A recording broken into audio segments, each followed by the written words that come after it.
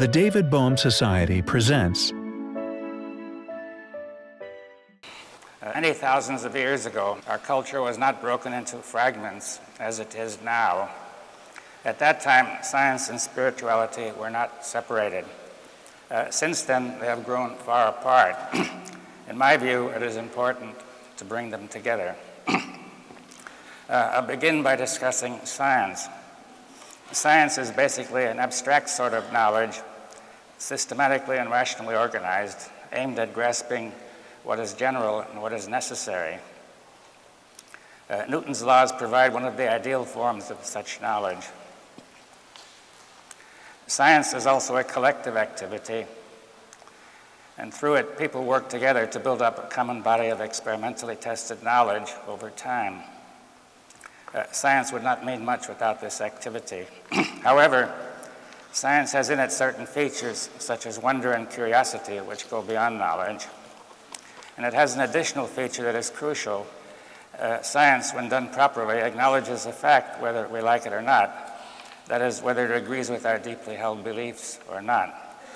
This openness to acknowledging facts is seldom the case more generally. For example, one would not get very far that way in politics or in most religious organizations. Such an insistence on a certain kind of honesty is the key point of what I call the scientific spirit. This is a principle that infuses scientific activity. Thus, the very way science has developed has implicitly considerable spiritual significance. It would indeed be extraordinary if this spirit could prevail in the whole of life. I think it would remove a considerable part of our problems. This brings us to the question of spirituality. What is spirit? The word is derived from a Latin word meaning breath or wind, like respiration or inspiration. It is suggested by the trees moving with the invisible force of the wind.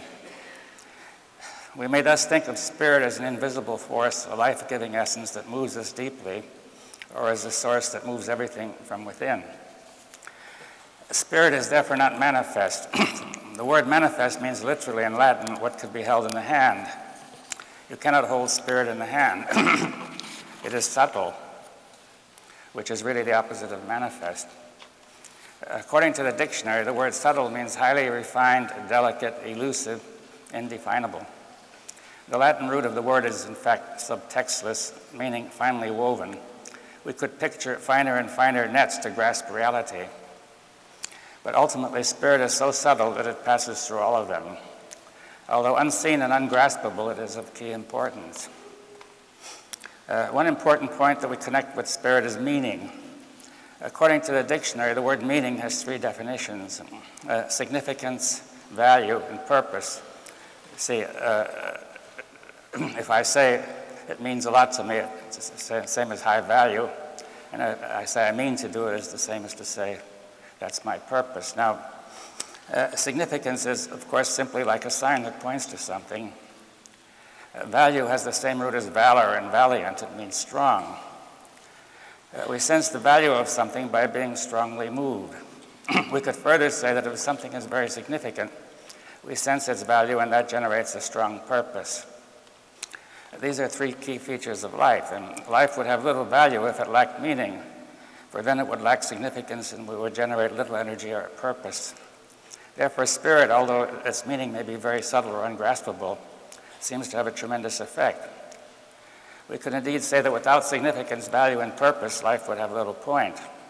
A sense of pointlessness or meaninglessness in our society may be at the root of much of the current malaise. I would add further that meaning is at the root of the whole of our being. How we act is determined by what everything means to us. A very elementary case is a person walking in a dark place who sees a shadow which suggests that an assailant may be present. This interpretation of the shadow can arouse the whole body, the adrenaline, the heart, everything else.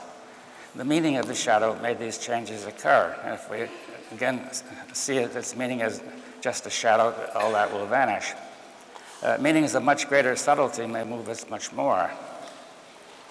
If we're going to face difficult questions and problems, we have to see their meaning and have the energy to do it. But as we've seen, the ultimate source of meaning is subtle and cannot be made manifest. Deeper meanings lead us toward the question of spirituality. The human being has a natural orientation to spirituality. Indeed, our ancestors saw spirit in everything, and as the ultimate source of everything. Everything was for them alive, and each individual was a part of it all. That was a rather natural view.